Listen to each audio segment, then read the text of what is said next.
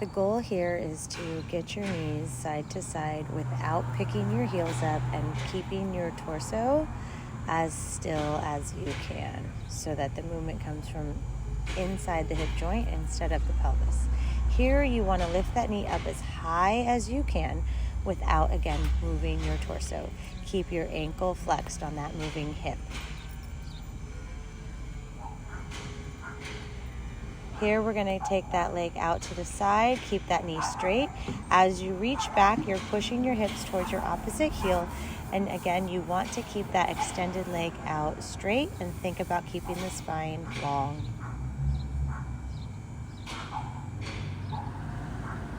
Here we're working on our ankle mobility. I want you to lift the foot up as high as you can and as far over to the right and the left as you can. You can do this a little bit with a lazy foot, or you could really push your range of motion here. So lifting as high as you can and as far left and right as you can. Here we're going to take that knee out wide and you're going to keep your back foot flat.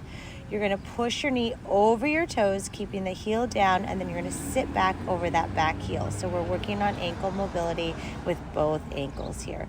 It's important that the front heel stays down and that the torso stays upright over the hips. Don't lean forward when you're leaning out to the right or left. Here we're just lifting the knees. I want you to sit with your toes pointed back. You can start with one knee at a time. Once that gets easy, you lift two. Keep your fingertips forward so that you reach your torso forward.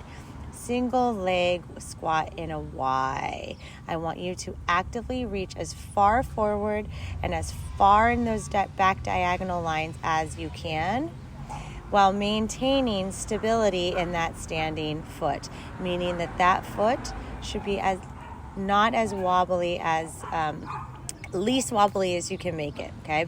All 5 toes down on that foot, knee tracking over the toes.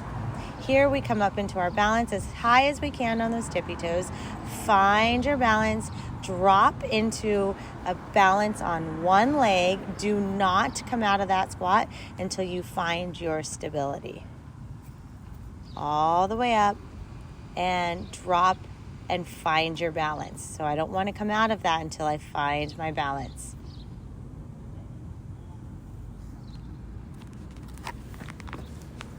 Here we're going to go into a single leg squat. I want you to think about keeping that foot in line with the other ankle, even though it's off the floor. Again, we want to make sure that the weight on that foot is flat through all 5 toes.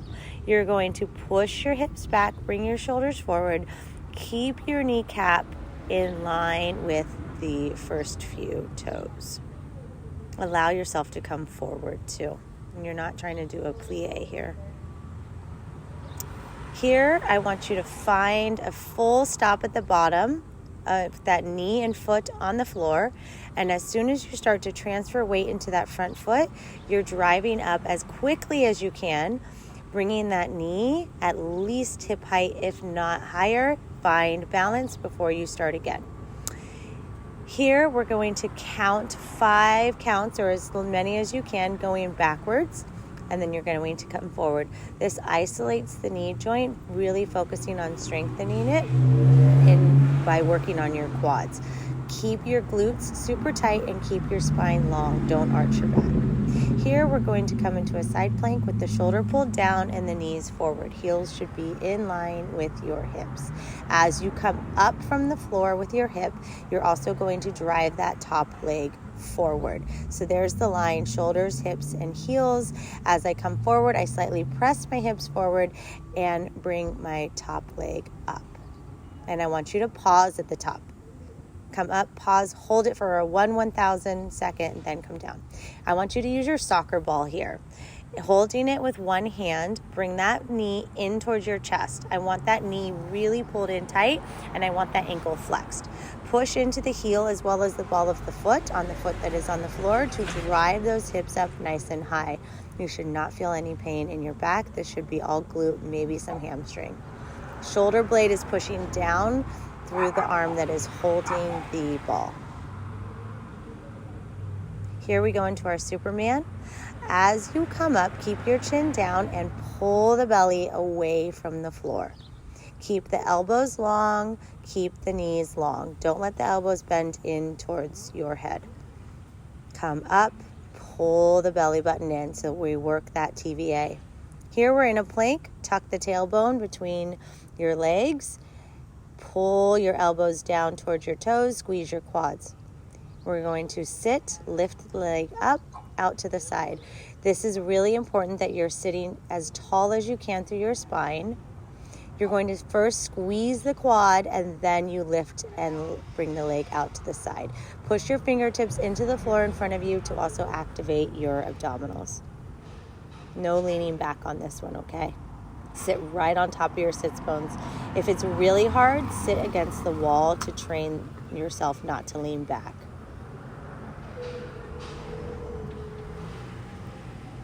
Here we are focusing on hip flexors. I want you to drive that knee up, pause, and then drive it up again out at a 45-degree angle. The goal is to get the knee higher than the hip so that you feel this in your hip flexors. Maintain a tall position with your abdominals engaged, meaning pull that belly button in, pull the rib cage down, and stay tall.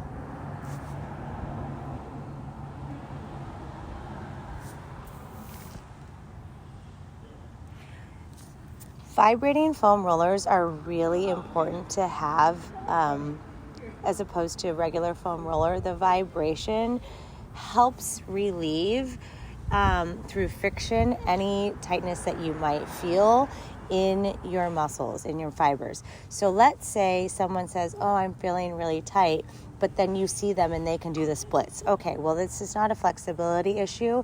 Instead, what you should do is work on softening the soft tissue or the muscle fibers. So using a vibration foam roller or a percussion tool is key. I'm showing you some of the important ones for the girls.